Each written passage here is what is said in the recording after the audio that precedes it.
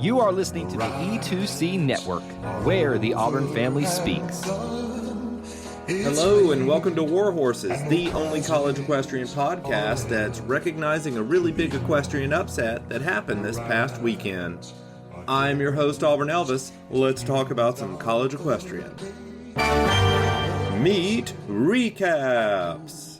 On Friday, we have some three-team meets that we want to talk about. We had Bridgewater College at Sweetbriar. So, this one, we're going to start off right here with a shocker.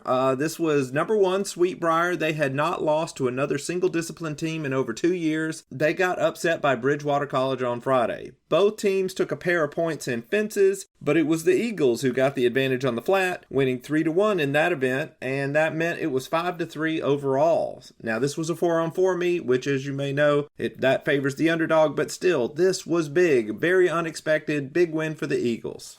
Next, we have some dual discipline teams, Texas A&M at UT Martin. So, Texas A&M is on the road here. They actually led this one early with a 5-0 sweep in horsemanship, and then they lost fences 2-3. So the halftime score was 7-3 for A&M, and in the second half, the Aggies jumping seat squad rebounded. They won flat 4-1. Which made up for losing 1-4. So, if you're having trouble keeping up with all those numbers, basically Texas A&M won 12-8. It was kind of close, but, that's not unexpected in a road meet these days. Then we had Lynchburg riding against UT Martin in a jumping seat only meet. I thought Lynchburg would keep it close, but they really did not. The Skyhawks took 4 points in each event, and they won the whole meet 8-2. Now, we're going to go over to Saturday, Sacred Heart at Sweetbriar. So, we're kind of wondering, this was a big upset for the Vixens. How would they do? Would they bounce back? Well, they did pretty well. They won fences 2-1, and then they won the flat 3-1. So, this was a good bounce back win for them. I think the rest of the season is going to be very interesting to see if Sweetbriar can now overtake Bridgewater. And the two are not scheduled to meet again this season, I don't think. So, we'll see how that goes. Now, next meet we want to talk about is Sacred Heart riding against Bridgewater. So, I didn't know very much about Bridgewater coming into this, and I figured this was going to be really close and that Sacred Heart would win. But no, it did not happen that way. The Eagles did the same thing to Sacred Heart that they did to Sweetbriar. They tied fences 2-all, and they won flat 3-1, making the final score, again, 5-3 in favor of the Eagles. Now, let's look over at another jumping seat only, but this one is Texas A&M versus Lynchburg. This was a single discipline. Aggies would continue their winning ways, basically. They swept fences 5-0, and then they took 3 points on flat, and Lynchburg got 2 there, and that made the final score 8-2 in favor of Texas A&M. That's kind of expected. Then we had our last big dual discipline meet, and it was between South Carolina going down to Georgia. So, this was the final meet of the weekend. I really didn't hold out a lot of hope that the Gamecocks could upset the Bulldogs, and that was probably wise. Georgia jumped out to a really good lead. They won fences and horsemanship 4-1 each, and that made it a big whopping 8-2 halftime lead. Things got a tiny bit better in the second half for the Gamecocks. Georgia won the flat 4-1, but in reining, Georgia only won that one 3-1 due to a tie between Georgia's Lindsey Guin and South Carolina's Sloan Voigt. So, hey, the Gamecocks, they got to celebrate the little victories when they get them. So now they're 0-6 on the year. This was the final meet for both of the teams here in the fall. So they're on winter break now. And speaking of breaks, we're going to take a quick commercial break and then jump back in with some meet previews of next week's action. Hey Auburn fans, I want to take a quick timeout from this episode to bring your attention to something very special. Here at the E2C Network, we pride ourselves on bringing you the best content for Auburn fans out there. And best of all, it's free to you. But just because it's free doesn't mean there aren't costs. Especially when you have a library of hundreds of podcasts, videos, blogs, and more. Many of you have reached out and asked how you can support this network in the past. Well, now I have your answer. It's called the E2C Network Booster Club over at patreon.com/E2C Network.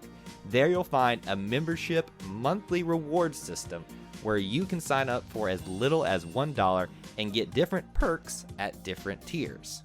Some of those perks include things such as apparel, eligibility to join us on future podcasts, recognition as an E2C Network booster, exclusive communications, and bonus content that is available nowhere else. If you love this network and want to help us keep producing podcasts like this one, please head on over to patreon.com/E2C Network to join the E2C Network Booster Club. You can also get there by going to our website, e2cnetwork.com/support. Whether you decide to join or not, we are still so appreciative that you would support us by just listening and being here, because each and every one of you is part of our E2C Network family. Well, that's it. Timeout's over. Let's get back into the episode. And now, meet previews. Okay, so now let's look at this coming week's action and see how these look. Now, I do this every episode these days. I'm going to give you a wake-up call to any of the listeners that are fans of the following teams: Auburn, Texas A&M, South Dakota State, Delaware State, Baylor, Fresno State, SMU, UC Davis, and Sweetbriar. If you are a fan of one of those teams, your team has a meet this weekend, so plan accordingly. So, here are the quick previews of how those competitions are gonna look. First, on Thursday, we have Auburn at Texas A&M. This meet is going to determine the number 1 and number 2 spots in the SEC standings for the fall. Both of these teams have beaten South Carolina and Georgia, so the winner of this is going to be in the driver's seat going into the spring. Auburn is probably the nation's best fencing squad right now, and I'd say that Texas A&M has a decent fencing squad. They got 3 points from their common opponent, Georgia, but only scored 1 against South Carolina. For comparison, Auburn's fencing team took 4 points from the Bulldogs and 3 points from the Gamecocks. So I expect Auburn to get at least 3 points in fences. Over in horsemanship, Texas A&M has been very impressive, taking 4 points in this event against both of their 2 previous SEC opponents, while Auburn has been good but not quite as stellar. They took 4 points from Carolina in horsemanship, and they only took 2 from Georgia. So I think this event will be close, with the Aggies probably taking maybe 3 points here. Now, over on the flat, I think both teams have shown a lot of inconsistency, but A&M seems to be riding well in this event. But I think both teams will probably get 2 points, and maybe that 5th point in this event will be a tie. And that just leaves reining, which is probably both teams' worst event right now. Each team won the majority of reining points from Georgia, but each team lost the majority to South Carolina. So here again, I think we may see a 2-2 split in points and a no-point tie in that 5th one.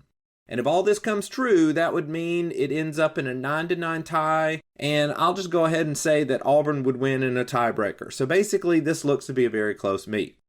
Then, over on the next day, Friday, we have South Dakota State at Delaware State. The Jackrabbits go on the road to Delaware State, and I think this one is probably going to go to the home team. Both squads are right around the same caliber, but I'm going to go with the homestanding Hornets by 2 or 3 points here. Then we have Auburn at Baylor. Both of these teams have a common opponent that we can look at, Oklahoma State, and we can get a little bit of insight maybe going into this matchup. Both teams took a majority of fences points from the Cowgirls, with Auburn getting 4 and Baylor getting 3. So I imagine Auburn should get about 3 points in this event against the Bears, maybe even more. In horsemanship, Auburn probably has a slight edge here too. They have taken 3 points from OSU, while the Bears gave up 3 and only took 2 in their meet with the Cowgirls. So I think Auburn will probably get 3 points here as well. Now, on the flat, the teams seem pretty evenly matched. The flat has actually become a very difficult event to forecast this season. So I'm just going to say that both teams will get 2 points, and we'll call the remaining point a tie. Then, in the final event, reining, I think Baylor has the advantage over Auburn. The Bears drew Oklahoma 2-2 in this event when they faced them, and Auburn got blasted in their trip 1-4. So here I'm going to say that Baylor gets 3 points from Auburn. So when you total all that up, I think we're going to see something like a 9-10 victory for Auburn. And again, this is going to be another close one. Moving right along, we're going to look at Fresno State at SMU. This is also on Friday. Fresno State goes down to Dallas, and they're going to do a non-conference meet against the Mustangs. I have these two teams right next to each other in the official Auburn Elvis College Equestrian rankings, so I think it will be close. But I think the home team, SMU, is going to get the victory by 1 or 2 points on Friday. Next, we have South Dakota State against UC Davis in Delaware. So, big road trip for both of these teams. This should be a real good meet. I have UT Martin at number 9 and the Jackrabbits at number 10, so this looks to be another close meet. And with no home team, I'm just going to go ahead and say UT Martin gets a very close win here. On to the next day, Saturday. We have Fresno State at Baylor. I think Baylor will do well here against their Big 12 foe. The Bears have looked really strong this year, while Fresno State started out strong to open up the fall, but has really come back down to earth recently. I like the homestanding Bears by about 4 or 5 points, and that's, again, assuming this is a 5-on-5 meet. Sometimes they don't do that in the Big 12, so we'll just see what happens. Now, later that day, UC Davis faces Delaware State. This is a chance for the Aggies to possibly get back into the rankings by beating a team that is not too far above them. I haven't picked a lot of home losses, and I don't think I'm going to do that here either. I like the Hornets by 1 or 2 points here. Then, on Sunday, we're going to finish off the weekend with South Dakota State at Sweetbriar in a jump and seat only meet. South Dakota State has had a series of really good showings in these events lately, and I think that's going to continue. So, if you were looking for another prediction of a home team losing, well, here is one. I think the Jackrabbits will grab a close victory over the Vixens. So, those are the previews for this weekend's meets. Closing thoughts. So, I want to take some extra time and go back to that stunning Bridgewater upset of Sweetbriar this past weekend. The more I looked into it, the more I am intrigued by this story. 2 years ago, Bridgewater had to make a bunch of financial changes, cutting some programs, getting rid of some professors and stuff, and just lots of things you never like to see. Well, in that, they also had a decision by the board of directors to sell their equestrian facility, which up until then was used for their IHSA program. Now, they didn't even have an NCEA team at this point. And one of the things the board decided to do was sell that facility, rehome a lot of the horses, and switch the equestrian program over from being a club sport into an NCEA varsity team. Now, as you can expect, this decision was not popular with a lot of folks. Bridgewater had never had an NCEA team, and so a lot of folks were questioning, well, how good are we going to do against some of these other programs? Because we're switching from a program where we've basically just been doing club sports and we've been servicing all these riders of different skill levels, and we're going to go down to a smaller program that's just the elite female riders, and they're like, is this really a good idea? And I'm sure there was a lot of pain and, discussion on both sides of this issue. And I've read a lot of the writing that people were doing at that time, where a lot of people questioned whether a school like Bridgewater could even compete on a national level. So that's why I think it's really cool that they just beat the number one single discipline team in the country on their very first try. They went from being, having legitimate questions of whether the NCAA team should even exist, to notching the most impressive single discipline win of the season so far. So good job, Eagles, and to their coach, Jerry Sherink.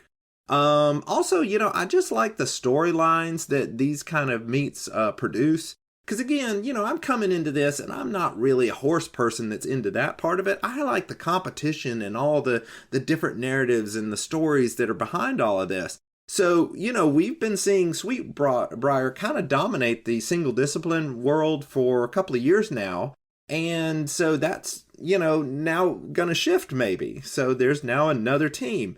So that's their story changing, and then we've got Bridgewater, this team that we've never heard of. Now they're, boom, exploding onto the scene, and that's their new story. And then you even have teams like Lynchburg, who, they've been the perennial runners-up to Sweetbriar. They've been trying for years to get a win against them, and they haven't been able to do it. And then here's this young team coming out of nowhere and getting success that Lynchburg hadn't had. So, again, now Lynchburg's story has sort of shifted and changed. So, I think it's just really cool how all of this is changing. And this is the part that I just love about all of it. Also, with Bridgewater, the board, after they made that decision, the IHSA team was able to work out an agreement with one of their local stables. and keep on riding as a club sport. It's just not part of a school-owned facility. So the college still does have riding opportunities for students at the various skill levels. So thought I would mention that just to keep y'all up on that. Well, that is all for this episode of War Horses. Y'all can follow me on Twitter and Instagram for meet matchups and breakdowns. And all you folks who follow me on Twitter and that y'all only care about equestrian, I really appreciate how y'all ignore all my other non-equestrian stuff that I tweet about. Like, everybody, I have multiple interests, so you can basically just ignore my musings about other sports and hobbies like Dungeons and Dragons. If you are in this just for my stellar college equestrian coverage, that is okay with me. And with that, I will sign off. I am your host, Auburn Elvis. Thank you very much for listening. War Horses, y'all.